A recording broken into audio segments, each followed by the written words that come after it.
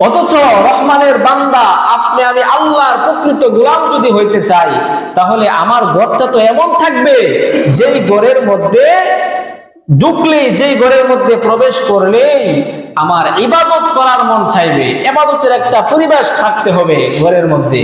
কিন্তু দেখা যায় টেলিভিশন আর বিভিন্ন এরকম সিনেমার কারণে ঘরের মধ্যে যে নামাজ পড়বে, ভালো করে 2 রাকাত নামাজ যে পড়বে, এরকমও পরিবেশ থাকে না। কি বলেন, আছে?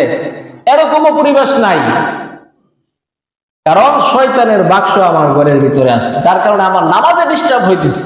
অথচ রহমানের বান্দারা তারা তাদের ঘরের মধ্যে আলাদা একটা জায়গা রাখে, যে জায়গার মধ্যে তারা আল্লাহ রাব্বুল আলামিনের ইবাদত করে ঘরটাকে ইবাদতের পরিবেশে নিয়ে আসে, যে ঘরের ভিতরে প্রবেশ করলেই মনে চাইবে যে না, আমি আল্লাহ রাব্বুল আলামিনের কিছু ইবাদত বন্দেগী করি, নামাজ পড়ি।